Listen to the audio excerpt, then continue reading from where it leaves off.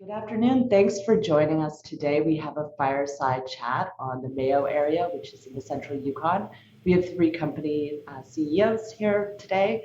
Christie from Banyan Gold, John McConnell, CEO of Victoria Gold, and Clynt Nauman, CEO of Alexco. Sorry, Clynt, if I butchered your last name. Welcome everyone. Thanks for participating. As always, parts of this will contain forward-looking statements, so if you'd like to know more about those, you can find them on each company's disclosure on their website. And there will be a significant Q&A portion, so audience participants, feel free to enter a Q&A in the Q&A box at the bottom of your screen, or you can email them to me as well. With that out of the way, I thought we would start things off with just a brief overview of each company so we can all get to know the area a little bit better. Tara, do you want to start and give us an overview of Banyan? Sure. Thank you, Deborah. Banyan Gold, we're an advanced exploration company. We have an existing resource of 900,000 ounces at 0.54. We're right adjacent to these two miners, Alexco and Victoria Gold in Mayo's mining district of the Yukon. It's an area with fabulous infrastructure, roads, power, and additionally, thanks to both the companies for putting in additional infrastructure in the area. We're into a great drill season for Banyan this year. We've already drilled almost 10,000 meters as of today and 45 holes of our roughly 20,000 meter plan program. So, you think of the Yukon and you think of, short summer seasons. Well, we started in February and we drilled to December last year. So we're really a year-round exploration story, which makes us pretty unique.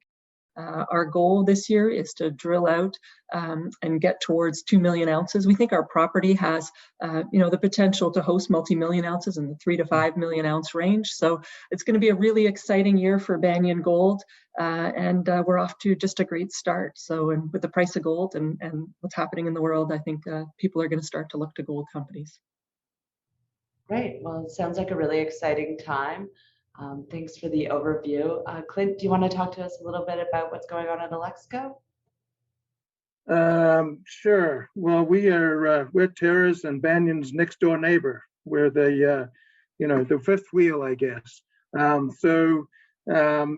are, we own or control the Keno Hill Silver District, which historically has been one of the highest grade silver producing districts in the world, and we're in the process of ramping up our production through a series of initiatives, underground initiatives, and a couple of new ore bodies that we've discovered in the last 5 or 6 years. Plus, we're currently mining from one of the older ore bodies in the district and shipping concentrate. So we decided late in 2020 to pull the trigger and put this district back into production. We did that at the beginning of the COVID pandemic restrictions. It's been an interesting experience. We have been relatively successful in pushing forward to putting these ore deposits in production. So our mine plan is currently about 1.4 million tons. It's recently expanded our reserves by about 20%, which is related directly to the more buoyant silver prices.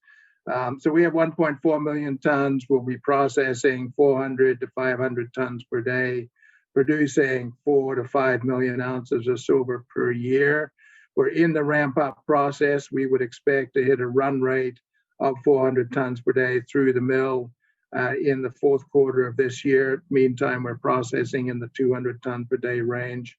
And we're doing lots of exploration in this district, which itself is quite a story. So that's what's going on at Alexco and Keno Hill. Well, thank you for that update, Clynt. And John, do you want to give us a little overview of what's going on with Victoria Gold? Sure, happy to. But first, I thought I'd talk a little bit about the history of the AurMac property, which is Banyan's flagship property, because it's interesting, and that brings Alexco and Victoria together. Victoria had what was called the Orex property, and Alexco had what was the McQuestion property. And for both of us, it was low on our priority list, but we also knew that the very interesting geology was right on the border between the two. So I think it was roughly 4 years ago, Clynt, we were at the Zurich Gold Forum, and in a schnitzel house, we penned the agreement on a napkin that we would put these two properties into Banyan, and it has quickly become Banyan's primary focus. So I think it's a good example of junior mining companies working together and creating some real value, both for Banyan shareholders, but ultimately for Alexco and Victoria shareholders as well. So in terms of Victoria, we're one of the newest producers in Canada, gold producers. We're quickly ramping up to over 200,000 ounces of gold per year. That's still our guidance for this year. But we have a plan in place now we call Project 250, which right after this meeting, I'm going into a technical session on that. But it's a plan to get to 250,000 ounces by 2023, and that's very doable. Like Clynt, we're doing a lot of exploration. We've got a budget this year of over $12 million. We hope to drill 14,000 meters. And we're got, I think, 4 drill rigs turning right now, and we'll add a 5th in a couple of weeks. And we're going to look at Raven, Lynx, Eagle at depth, and a silver area called Rex Peso. So big year on the exploration side for us as well. Seems like there's so much activity in the area right now. Maybe you want to speak to that, what's changed over the last little while, and how you're finding the exploration there. Tara, do you want to start? Sure. Well, Victoria Gold and Alexco, getting their operations underway has been really important for bringing attention to the district. The fact that you can permit mines, both Alexco and Victoria Gold were permitted in recent years, and then financing and building them in the Yukon is a real testament that it's a jurisdiction where you can actually operate. And despite COVID, that's been also remarkable. But the other thing is that this is really a new metallogenetic district. I believe that this area is going to be a major mining district, and you need one mine to get started to really get people to start to believe that. And just with the exploration in the area, and it really is a prolific gold and silver district, and 2 ages of mineralization between what we're seeing. The gold mineralization at AurMac and Victoria Gold is really similar age. And then later came Alexco silver mineralization, but it's still very underexplored. And the fact that we're drilling right beside the highway, like right beside the highway, right beside the power line, and have such amazing infrastructure, and that's still sitting there. And I'm glad our project was non-core to both Alexco and Victoria, because that's the reason why it's there. But the Yukon has lots of places that are underexplored. You look at the land package at Victoria Gold and Alexco, and tremendous mineral potential on it. And I know, Clynt, this is one of your favorite topics. Yeah, so I can sort of pick up from that and sort of try and paint a more regional picture. And that I think that the mining business generally underappreciates the mineral wealth that resides in this part of central Yukon. I mean, you've got 3 players here, and John, just in his reserves has more than 3 million ounces of gold. Sorry, John, 3 million ounces of gold, which in itself is a significant ore deposit. And Tara, is only just getting started and is already sneaking up on 1 million ounces. Alexco is sitting on 100 million ounces of silver in all categories, in the district, and 74 million of those are in the indicated categories. We at Alexco have taken, because of the complexity of the interrelated geology and ore deposits in this district, we've taken more of a technical approach. And the result of that is that we have published a map through the Yukon Geological Survey of the work that has been done in the Keno Hill Silver District. So it covers, maybe 30 kilometers by 20 kilometers of area, specifically for the area that Alexco is working in. But the conclusions and results of that work have application district-wide in this area. So the rocks the underlying rocks themselves in this district are quite productive through the Yukon and across the north flank of the Alaska Range. It's a very extensive group of rocks into which some of these more productive intrusives have been intruded.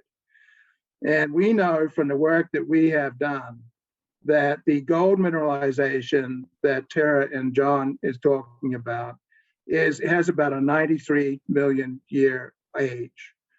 We know at Keno Hill that mineralization period either continued or was episodic all the way up through about 70 million years. So there's a 20 million year period there. Mm-hmm.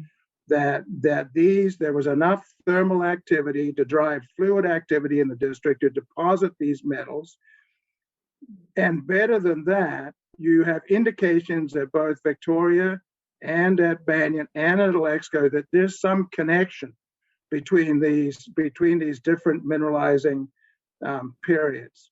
And we've focused on that. And I think that the industry in general needs to be viewing this portion of the Yukon in a more comprehensive manner rather than project by project. It's no surprise that we would assume that the earlier periods were the gold mineralizing periods, which gave rise to the Eagle deposit and the mineralization at Banyan, and probably later the base metal mineralization showed up at Keno Hill for a variety of complex structural geological reasons.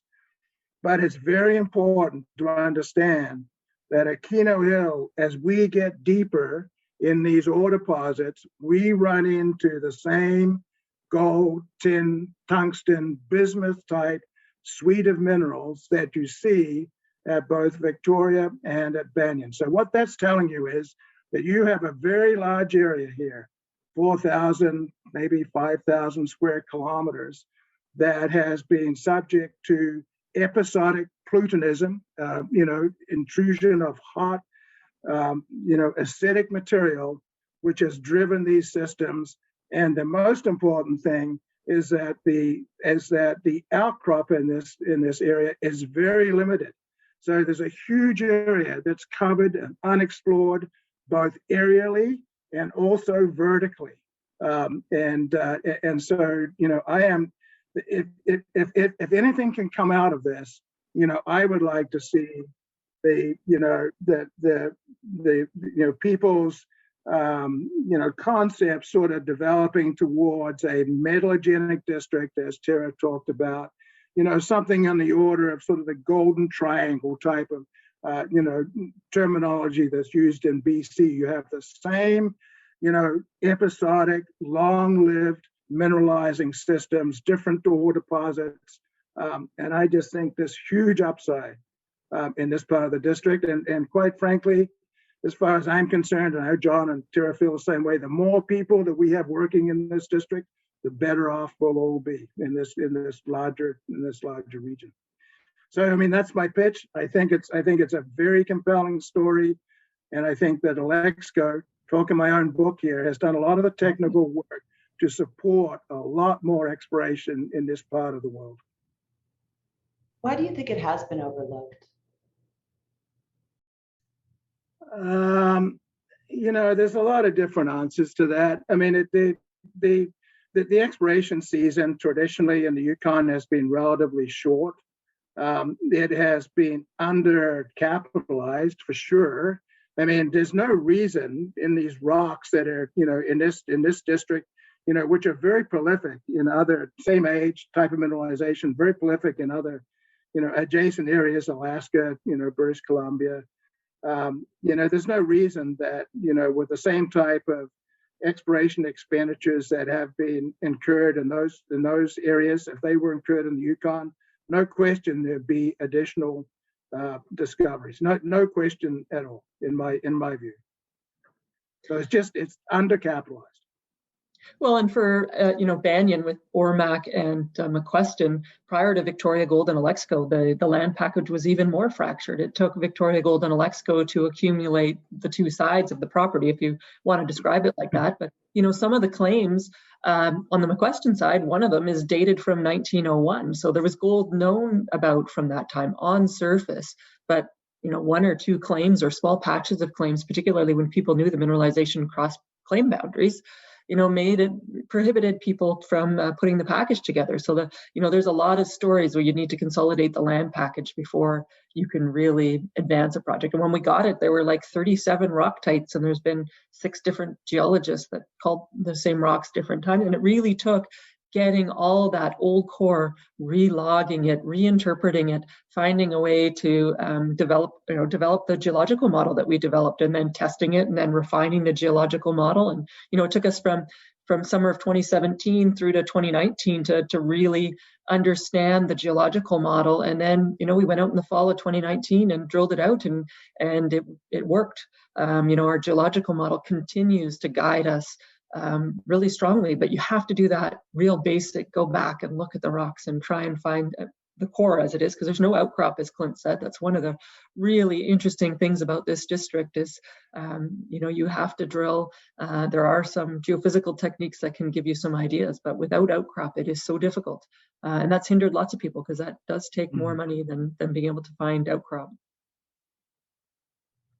That's interesting. John, did you want to add anything into the conversation? I think that's good. I think Clynt's point is well taken.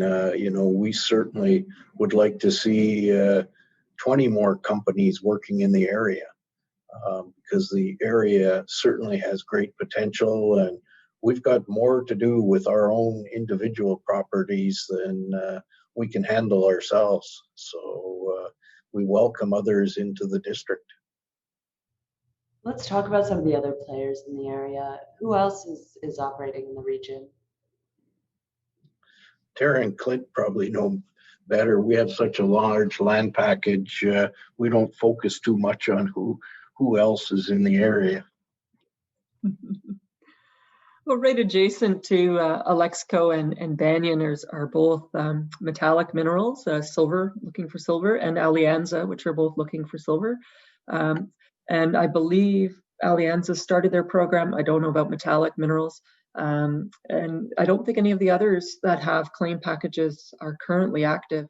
We're a bit unique with our infrastructure and roads, and the fact that we're set up to do a longer season that many other, we're going to be 10 or 12,000 meters in before somebody else starts drilling beside us, other than Alexco and Victoria, because they're also set up with the infrastructure. So I don't know, have you heard who else is busy out there, Clynt?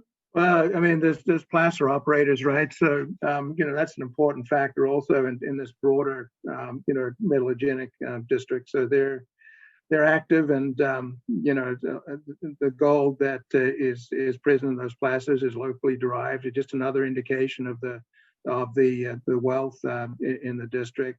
ATAC is not too far away from where we're at. We're not quite sure how that sort of fits into the broader picture, but it's certainly it's just a stone's throw away. So yeah, there's a fair amount of activity in the district. A lot of people, though, other than John and Tara and ourselves, are limiting their exploration seasons to the shorter summer period, which maybe is smarter than the rest of us. But anyway, there's increasing activity without doubt. Yeah, I'd like another point too that you know, some of the more obvious things are staring us in the face. I mean, John's ore deposit at Eagle. I mean, you've heard him talk numerous times about the fact that his strip ratio is relatively low for the type of ore deposit it is. So that's an indication that these ore deposits actually poke out on the surface. One of the few places in the world where they've been eroded off and they're sitting there on the surface. And we have not, no one in this district has really started looking at the vertical section yet, and the opportunities that are going to be, you know, that are going to show up deeper and blind in this district. And I think that the Eagle deposit is a classic example of that. No question in my mind. John has all these other, you know, these other satellitic areas. The same thing. You know, that gold pokes out on the surface. I think it's only a matter of time before Victoria, like Alexco, is going to run into one of these ore deposits that does not crop out on the surface, and you know, is going to add significantly to the package in the district. Well, and you don't have to go too far to the west. You know, you've got the Red Mountain deposit, which I think has a resource of 2 million ounces. A little further to the west, Stitka and Victoria are exploring in the Clear Creek Basin as well. There's brand new placer operations in that area. And then you go a little further to the west and you get to one of Clynt's former operations at Golden Predator. So it's a real string of gold and silver prospects all along there. Well, it certainly seems like a region that's really well endowed. Clynt, you mentioned a comparison to the Golden Triangle. Investors love analogs. Is there any other region that you would compare the Mayo District to? Well, I mean, I'd like to be able to throw out things like Mount Isa and Broken Hill and all that kind of stuff, but you know, we're not there yet. You know, that you know, but these are, but you know, it has all the earmarks of a long-lived, you know, metallogenic district that's going to be a lot more productive than you see at the present time. So, and just trying to, it has not been, it's been fractured like Tara is mentioning, and I think that, you know, as far as the industry is concerned, and as far as the Yukon is concerned, this whole concept of you know, this district being present but not recognized is important. And with additional work, no question there'll be new discoveries, and hopefully we can do a little bit to, you know, to encourage that. Great. So going back to some of the other players in the region, recently we saw Core Mining come in and take a stake in Victoria Gold. What does this mean for the region? What other large players do you think are coming in? I know some of your shareholders, you have some strategic shareholders already. Maybe you could talk a little bit to the M&A theme in the area and how that may play out. I guess we'll start with John. Yeah, you know, I think the majors have recognized the Yukon. You know, not only was there Coeur making an investment in Victoria, or not in Victoria, but buying Victoria shares from Orion over the last few weeks, but Rio made an investment in Western Copper. Some of the big boys have been here in the past, you know, Barrick and Newmont is still poking away at the coffee property. So I think they're there because they recognize what Clynt pointed out. The region is, all of the Yukon is very underexplored, and a lot of it is related to the short exploration season. You know, what you can do in Nevada in a year takes you 3 years in the Yukon. That makes sense. It seems though, like Tara said, she's been able to extend her drilling season based on the infrastructure that's available. Has infrastructure played a big role in terms of the development of the region?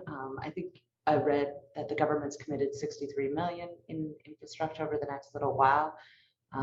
How has this increase in infrastructure really played into the theme or the development in the region?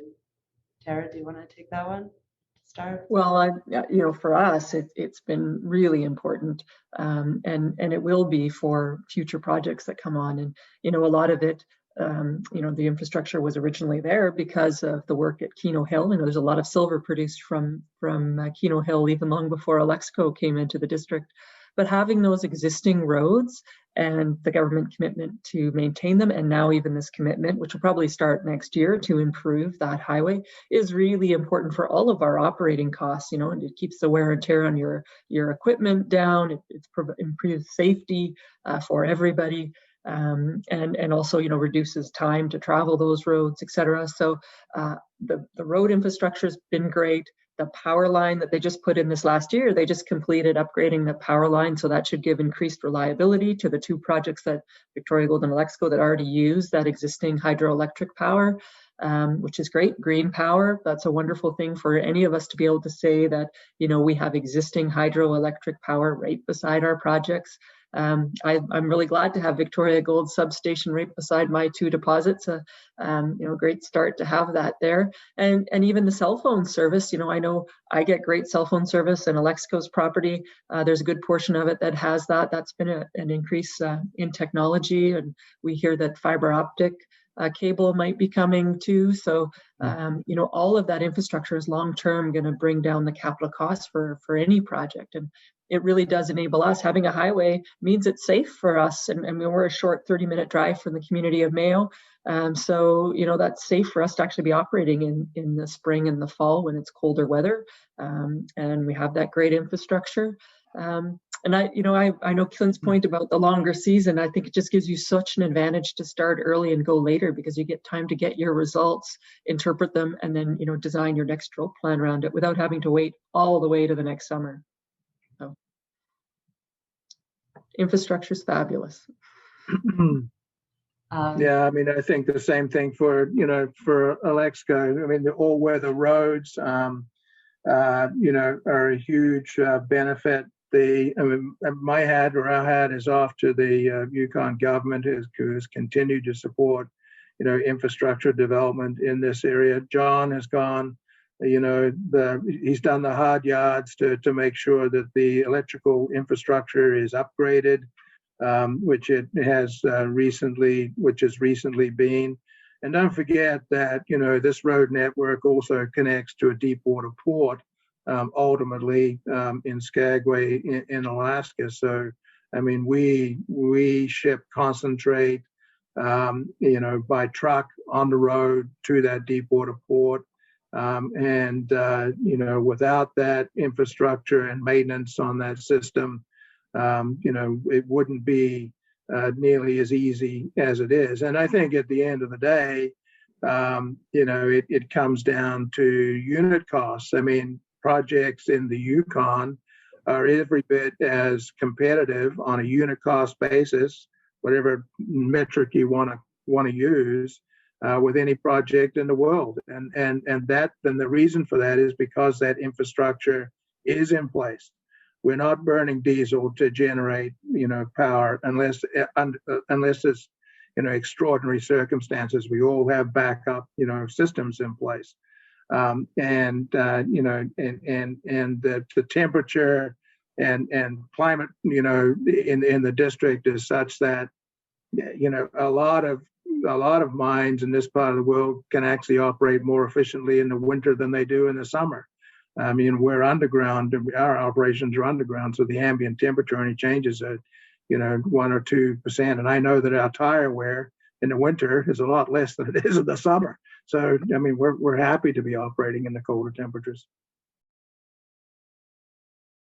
We all thank the Yukon government, but the power upgrade was actually made available by funding from the federal government, and kudos to our Yukon MP, Larry Bagnall, for making that happen.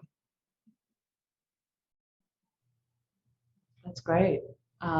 Keeping on sort of a government theme, I have an audience question. I will encourage anyone to to participate and input some questions. So just talking about permitting in the region, it seems that Alexco took a long time getting their water permits. Are there some regional regulatory barriers compared to other areas? Maybe we could start with you, Clynt, and then we can just open. Be nice, Clynt. Well, I mean, listen, the rules are well set, and they haven't changed for a long period of time, through the environmental assessment and water licensing process in the Yukon. And to be fair, the Yukon government recognizes that, some of these, protracted, periods that they have in terms of consideration and award of those authorizations is something that needs to be addressed. And they have been, pretty active in trying to understand, how to improve and to streamline that permitting process. So yeah, it takes what we used to be able to do in 18 months or 2 years now takes 3 or more years, and nothing's changed in terms of the rules or the requirements or the qualifications or anything else. It's just a much more involved process at the review and at the review period. And there's a lot more traffic, people looking for permits going into that system. So it's there's a bottleneck there. And so it is slow, but it's methodical. That the timeline, the requirements are well set out, and it's just a matter of working your way through it. Now, I'm interested that John, I know, and Alexco ourselves, I mean, we both have, modification, variances, and other requirements that we're going to have to grow our operations, and we're starting those processes early on. I know John is, because he's talked about it, as are we. I mean, we will, by the time we get done, with our exploration this year, I think we'll be looking at something, at growth opportunities at Keno Hill that are going to require that we need more processing capacity than we currently have. So it's a forward-looking thing, understanding the rules, knowing how to submit and to shepherd the application through the process, but understanding it takes a while, and the government knows that it needs to be streamlined. And I think, for me, I've got the great template from both Victoria Gold and Alexco, but Victoria Gold is the closer lookalike to ours, open pit heap leach mining project, and that forward-looking vision, that Clynt was talking about. I think that's really important. Companies in this modern day need to expect that if you're going to go into permitting a mining project, you have to have done adequate baseline work, and now there are some guidelines on what that is. And we started our baseline environmental work this year, and we're thankful to have both Alexco and Victoria Gold beside us, because we don't have to do our own standalone. We can work pretty closely with them to really minimize our cost to do that. But it's really important that people understand the permitting process in the Yukon and come into it understanding how far in advance they need to start thinking about that and get it in place. I'm already thinking about the permits that I need 3 years from now and have that in process. And because that's good management of a company, to have yourself organized. And it was a new process. I was one of the first board members of the ESSA board, which is the environmental assessment process in the Yukon. And at that time, we got tasked with having to write the rules of process. And, and it's been a few years, and there's been a few changes, and there'll probably be a few more changes and adaptations to the Yukon process to make it work better. But it has made progress. And for me, I can use their example and their experiences to really position Banyan for what we need for future permitting. Sorry to interrupt you, John. Oh, that's great. I mean, as Clynt said, there are some problems in the Yukon, no doubt. The Mining Act and I think the Waters Act are 100 years old. And, on top of that, you've layered, First Nations self-government agreements, but I think Victoria Gold's a very good example that you can get through it. I mean, the permitting took us about 7 years to build what is the largest mine there's ever been in the Yukon. So you can do it. And as Clynt said, we're just finalizing community consultation to put, in an application that would take us from, a mine that lasts for 11 years to a mine that lasts for over 20 years. So we're starting that work now. We need a second heap leach pad, but we don't need it for 7 years. But we're starting that process well ahead of time. How important is it to engage with the community early on, and what sort of strategies do you have for generating support for the projects? Maybe start with Tara. I know she's big on community relations. I think you all are, so. Yeah, well, I'm thankful. I had the examples of what Victoria Gold and Alexco had been doing for years in the district, and the connections, and being present, and COVID really highlighted how important it was to have those existing relationships in the community, and to spend the time to listen to community members, and to be engaged throughout the process. Because when COVID came along, all of a sudden it was remote, and it's way more difficult to have a conversation with somebody who you've never met before on issues or concerns, if you're doing that over Zoom. At least if you've met them before and you've developed a relationship, it's way easier to have some of those conversations about, valued ecosystem components, what their concerns are, what you can do for mitigations, and understand that. And people are way more open if you develop those relationships early. And that's something that I think all three of these companies has done, and something that I'm really committed to. And that community relation is just something that's part of everything that we think about is important to do in the community, and it also expands to what you do to give back. And one of the things that I've done for almost 10 years now is our Every Student Every Day charity, and which works all across the Yukon, not just the jurisdictions which we work on indirectly, and works with First Nations and schools all across to increase attendance and barriers to attendance, which we all know are big and topical issues these days. So that's our approach to community relations, and it's about people, and sometimes it's one or two people at a time. But that's the approach that you have to take in a small jurisdiction. I know, John, do you want to add to that? It's never too early to start community consultation. When we first acquired Eagle back in 2009, I called up the chief, who is actually the current chief again, and said, "Can I buy you lunch?" And he said, "Sure." And we met and sat down, ordered our hamburgers, and he said, "So what do you want?" I said, "I don't want anything. I just want to get to know you and start to learn what's important to you of any mining development." And he said, "Well, that's refreshing." He said, "You mining guys, you usually only call me when you want something." So, we've developed a great relationship, and I can honestly say he's a good friend now. Yeah, and I think that, from Alexco's perspective, I would echo, everything that John and Tara have said. We all work in the traditional territory of Na-Cho-Nyak Dun. And the chief that John is referring to, has been, he's been in office, in and out, I guess, over a long period of time, is very knowledgeable, is very supportive. We all have, as I mentioned, agreements that are mutually beneficial.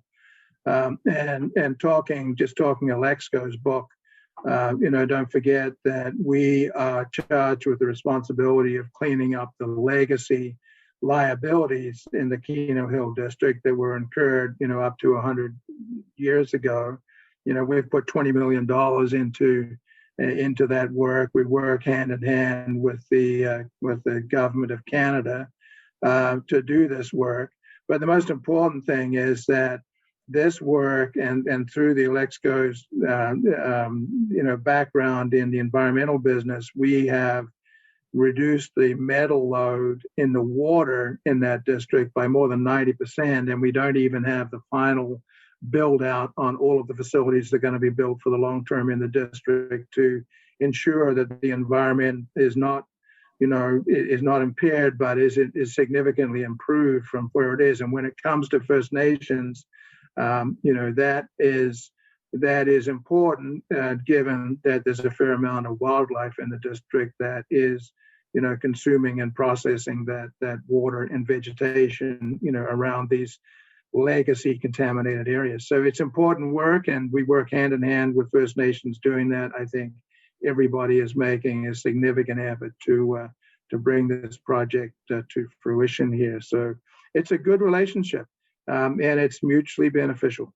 And like I say, we hope it continues for a long time into the future.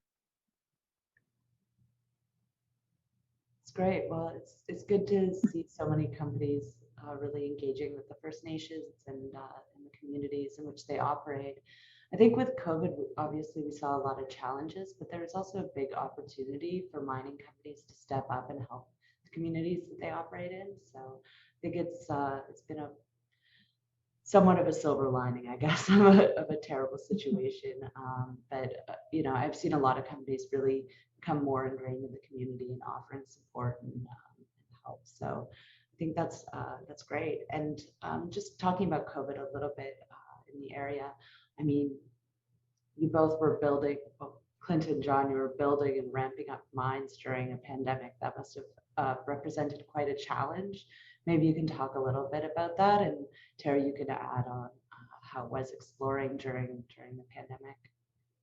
John, why don't you begin as you're most advanced? Well, I think it's caused Clynt more problems than me, but certainly, building and putting mines in production is not for the faint of heart. And adding on to that, a pandemic, and I had no trouble sleeping all through the construction and into the start of operations. But, a year ago, I was having trouble sleeping. And when you think about it, our debt was at absolute maximum, and we were faced with shutting down the mine. And, we could very well have been forced into bankruptcy and lost the operation. I don't think that would have happened, because I think the banks would have worked with us. But it was very trying times. We worked closely with the Yukon government and put protocols in place that allowed us to continue to operate. And I take my hat off to Premier Silver, because he was just as determined as I was that the mine was going to keep operating. And, it caused us some problems, but by and large, we got through it. And, a couple months ago, they started providing us with the vaccine, and we've administered, I think, close to 700 vaccines on site now. I think 80% of our workforce has had their first shot, and probably about 70% have had their second shot. So, fingers crossed, these variants don't cause us problems in the future, and COVID is largely behind us.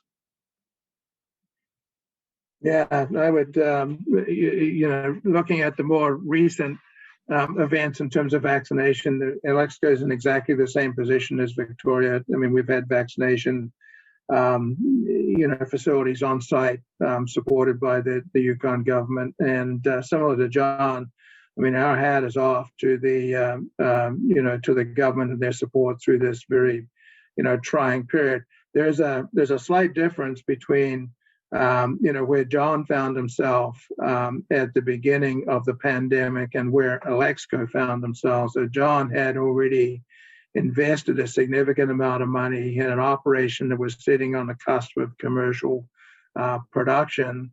Alexco, we made the decision immediately after the first wave, when the borders actually opened up and there was unrestricted travel, to put the district in production, only to be faced shortly afterward with the second wave and the restrictions at the border.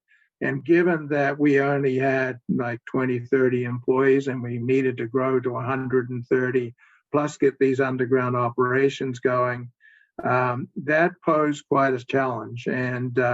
And the result at Alexco is that our ramp-up period has been extended by 3 to 5 months. So we anticipate hitting design throughput, design capacity later in this year rather than earlier in this year. So it has had an effect on us. Progress is slower, but we are making progress, and we will get there. And it's the restrictions in terms of recruiting and retention of employees under these very trying circumstances where people have to be isolated jurisdictionally in camps, that has made this more of a challenge in the short term. But once again, hats off to the Yukon government for being supportive through this entire period, which did enable us to continue. It didn't have to be that way; they made it that way. So, kudos to them. And for us, very similar. We could take a lead from Victoria Gold. We were able to start with our crews going up and self-isolating in May of last year, and then going out to site and started drilling in June, which really gave us quite an advantage. We got 10,000 meters drilled with just one drill, but we were limited last year because we really tried to have such a small crew during all of that. We just had one drill and kept going. We were very thin on people because of that concern of just wanting to limit your number of people. And even this year, starting in February, we applied for our own alternative self-isolation plan. So people coming in from outside the Yukon had to be separate from people who came from the Yukon, and of course, very stringent protocols and watching out for any signs of COVID potentially coming to our site. And thankfully, we haven't had any instances. And now we have about 90% of our on-site crew that has two shots, actually. But the key difference is we have such a small crew and the same crew. So we were able to achieve that fairly early, and because our crews were operating in the Yukon where they were able to get their vaccines. So it's been a really interesting period, and now I see the differences in having a few extra people on site. We're able to improve our camp. We're doing more detailed geology, and we're using Orient Core this year to really understand the structure and the geology more. And we wouldn't have been able to do that last year because we were so thin on people. And that's the other advantage of long-term operations and operations like ours that go season round, is that we've been able to attract Yukoners that want long-term jobs, and we're well positioned. And I think it's going to be a really busy summer in the Yukon this year. And it's the key challenge for companies coming in later will be finding people and finding drills, because I know Victoria Gold is going to take any drills they can get, and we've got ours busy, and I don't think there's a whole lot of spare drills out there. I think that's been an issue in a lot of different regions, just rig availability, and then of course lab turnaround times on assays. How have you found the turnaround times? We're getting about 20 days, which isn't bad, which is way better than last year on average. Yeah, that's really good. I know that some labs are charging a premium for fast turnaround. Is this something that you're seeing in the area, experiencing? Yeah, I mean, that's not an unusual practice. I mean, if you want those assays rushed, it's always been that way. You can pay a premium and have those assays rushed. I mean, we're operating 4 drills at the present time. We're anticipating drilling 25,000 meters, before the end of August. We're about 5,000 meters into that program at the present time. But I am kind of conservative on my expectations in terms of the turnaround on those results. So we're trying to finish up this particular drill program by the end of August so that we can restate our resource, say, in the fourth quarter. So we're being, we're trying to not raise expectations, too high. And the drill program that we're carrying out is relatively deep for this part of the world. It's directional drilling, which is not a common method that's been used in this part of the world. So it's a little more technically complex, but hopefully the results will be successful and can sort of repaint, this bigger mineralization picture in the district and in Keno Hill, in specific. Great. John, do you have anything to add on rigs or assays? Well, one of the nice things about being an operating mine is we have an assay lab. Now, we don't have the capacity to do all of our exploration samples, but if we need something rushed because it looks great, we can handle it in our own assay lab. Yeah, same. I should clarify that. I mean, we have an assay lab also for production purposes, as John does. We tend to send our exploration, because we have a third-party, peer review process for exploration results and resource and reserves. We send those results out to a third-party lab for sure. But for short-term guidance, having a lab on site is quite a benefit. I can imagine. Okay, I have a couple audience questions. So somebody was curious about wildfires. Are they an issue regarding production interruption in the region? I can answer that one, and then maybe Clynt, because 2 years ago we had a fire that went right under our power line, and well, it didn't affect production at all. It certainly scared the shit out of me. Yeah, no, I mean that fires are a fact of life in this part of the world, and we in Alexco have numerous conversations, especially annually when we're looking at re-upping our insurance, because the exposure that fire that John is talking about came within a few hundred meters of our camp, and we actually had to abandon temporarily the camp. And also, help out with resources at Keno City, a small community there, which was threatened. Yeah, they're a fact of life, and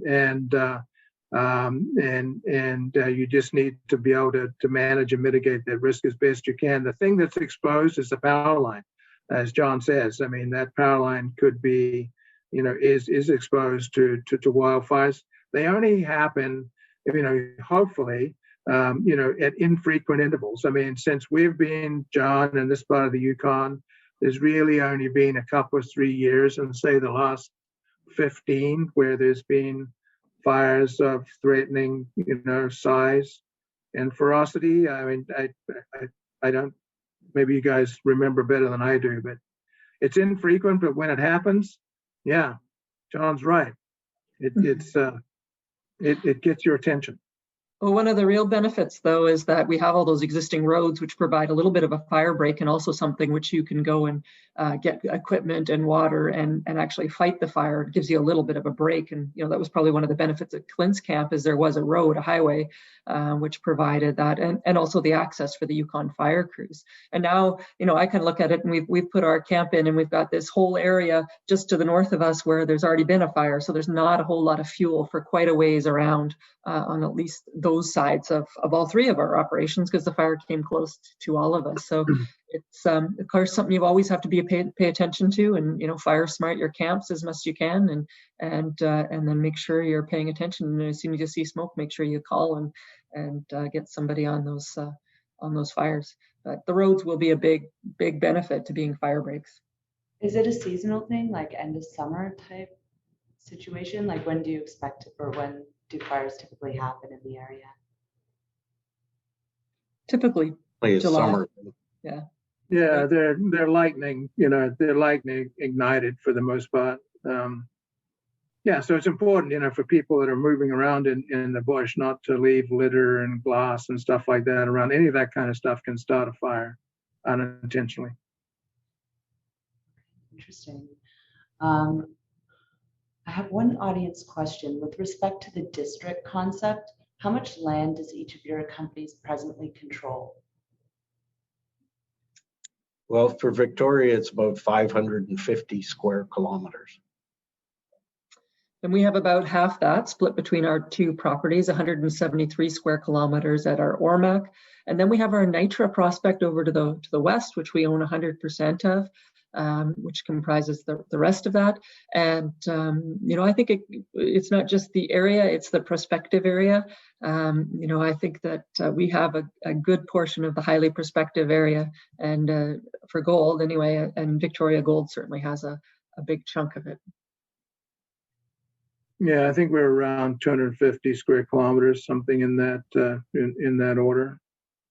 Yeah, so they're big land positions, as they need to be in this environment. Yeah, it seems quite sizable. I have a few company-specific questions, but before we move on to those, I just wanted to check and see if I missed anything thematic that you wanted to cover today. No? I'm good. Okay. All right, so I had an audience question just asking what each company's main focus or activity is right now. John, maybe you want to start? Well, clearly our primary focus is getting Eagle to full run rate and then expand to 250,000 ounces per year. And, our exploration is seasonal, so we have a big exploration program that got started a few weeks ago and will run through till October.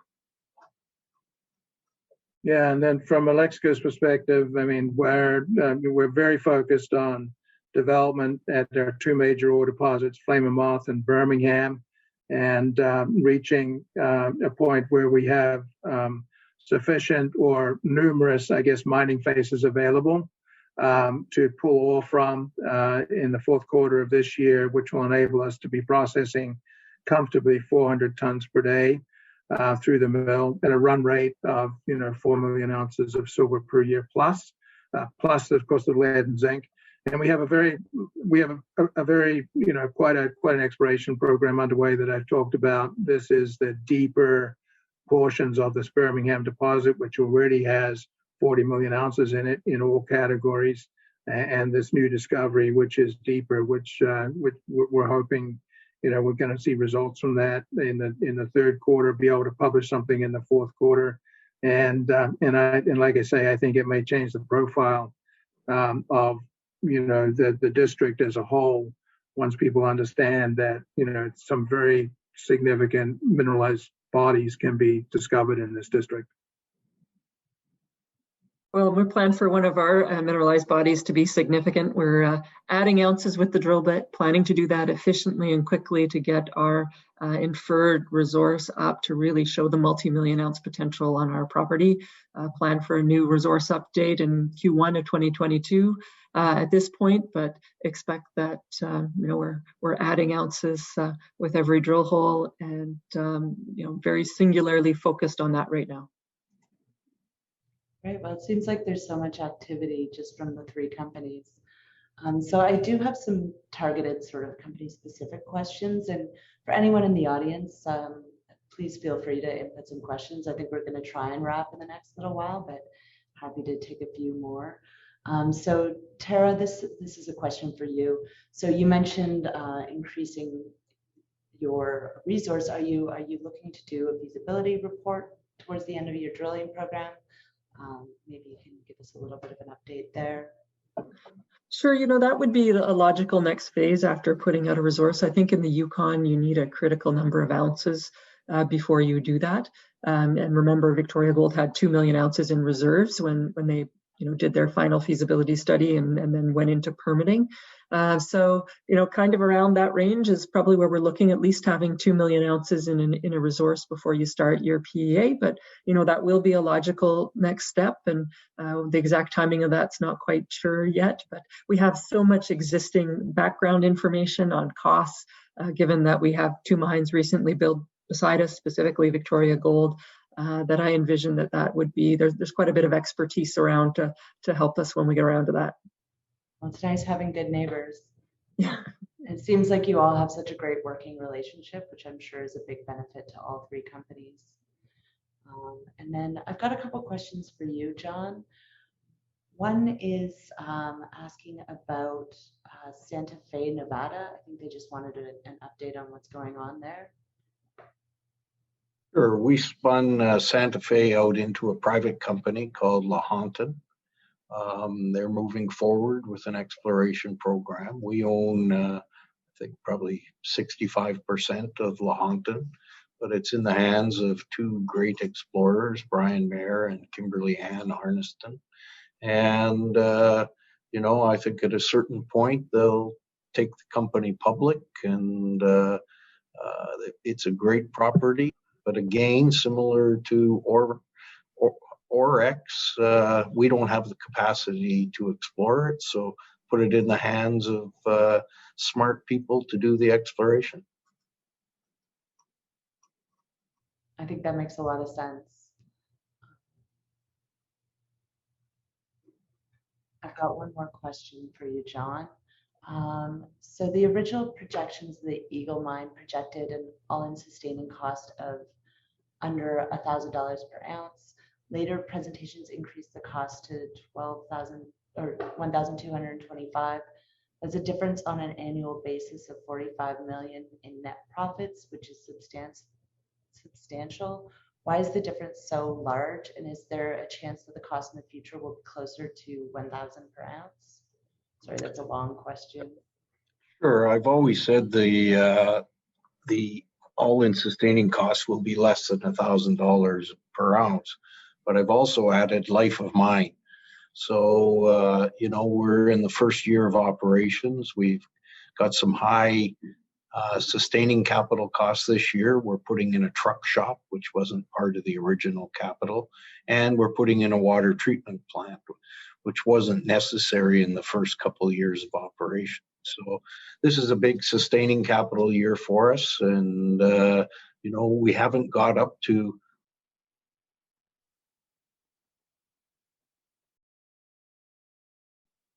Kind of looks 80, like 100,000 ounces this year, but future years we look to be well over 200, and the overall long-term all-in sustaining costs, I'm still very confident we'll get down below $1,000. Makes sense. And then I had another question just around Core's investment. An audience participation or participants asking if the company's in play. Do you have any comments around that? I'm sure you. Yeah, I have to be a little bit careful around that, but you know, Coeur did make a 17.8 acquisition of. I keep getting a message that my computer is going to restart, so you may lose me again. But you know, they're now a large shareholder. Orion's also a large shareholder at over 18%. Now, you know, we don't know what Coeur's long-term intentions are, but to ensure we get the highest share price possible for Victoria shareholders, we've done three things. One, we put a shareholder rights plan in place, and that prevents Coeur from going above 20% ownership for a minimum of 6 months. So that gives us time to populate a data room, sign CAs with other interested parties, and run a bit of a process. And then the third thing we've done is, you know, normally in M&A transactions, the shareholders don't get paid for the exploration upside that people see. So we're going to try and identify that. And that's why we have such a large exploration program this year. As I said, we've got 4 drills turning now. We'll go to 5 here shortly. And we're looking for a 6th drill right now so that we can drill all of the most promising targets on that large 550 square kilometer property we have. Great. Well, that's a very thorough answer. Thank you. Clynt, I don't want you to feel left out. I got one for you. How is the mill operating in Alexco? Are all the bugs worked out? Yeah, I mean, the mill's been operating extremely well. We went through a period starting up where our makeup water chemistry wasn't to the standard that we expected. It was pretty typical of a startup, but once we got that straightened out, the performance in the mill has been as good, if not better, than ever. I mean, I think that our silver recoveries are 93, 94%, and nearly 90% of our silver is reporting to the lead concentrate, which is being shipped, through Skagway. So, it's a premium product, even though it's only at 5,000, 6,000 grams per ton silver at the present time. Once we get these next two ore bodies online, the silver content in our lead concentrate is going to be 15, 16,000 grams per ton silver. So it's a premium product on the market. The mill modifications that we've made are going to ensure that that a quality product is produced from that mill, and all the indications right now is that all those modifications that we've made are working extremely well and as expected.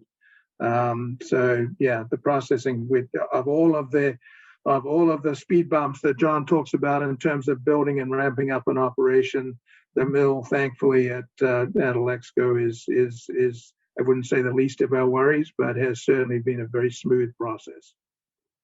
Well, that's great to hear. And I think that you're the only domestic pure play silver producer. Is that correct?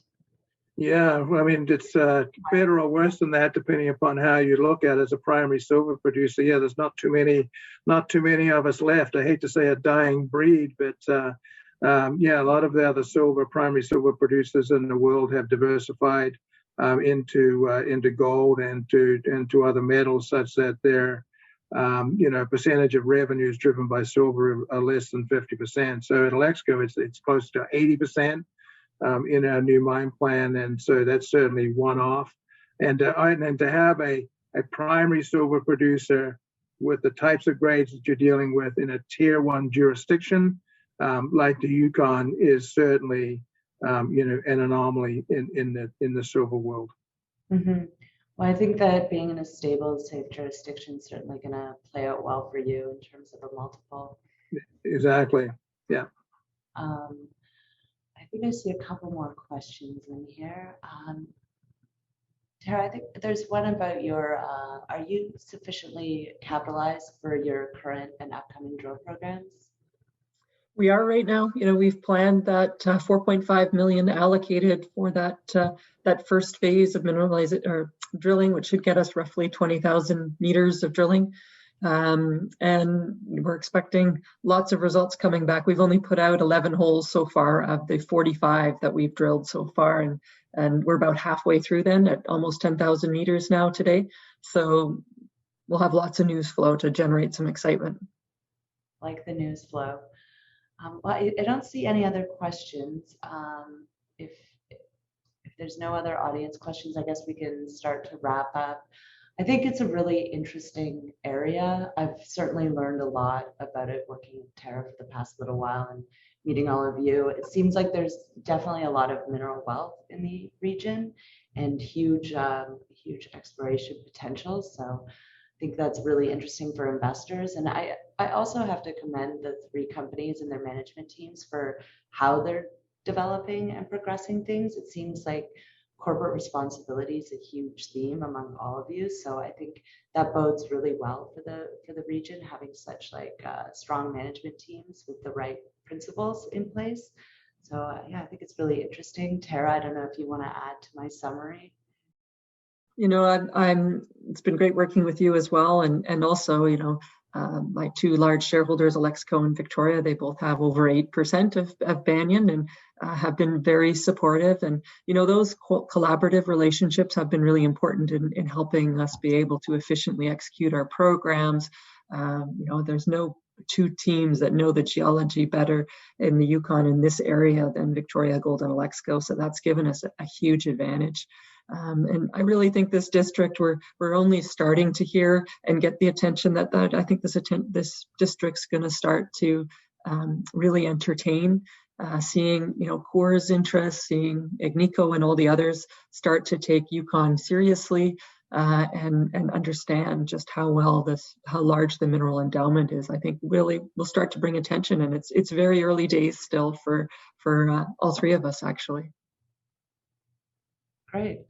John, Clynt, anything to add? I think John. No, I think we've covered. A lot of issues and topics here reasonably, comprehensively, and hopefully, if anything can come out of this, it's going to attract more interest to this part of the Yukon, and certainly once the pandemic is behind us and travel is easier, then certainly we would welcome anybody to come up and take a look at what we're doing and the progress that we're making and the capital improvements that that are currently underway in this part of the Yukon from all aspects, be it the mine or the infrastructure, whatever. Mm-hmm. Agreed. I think John's frozen. I made a computer reset. I'm just not moving. Do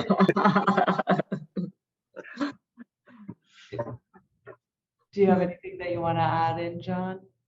I would apologize for my technical problems. It's kind of funny because just before this, my IT manager called me and he was trying to talk me into getting a new computer. And I said, no, I like the current computer. So I actually think he remotely shut me down just to try and show me I needed a new computer.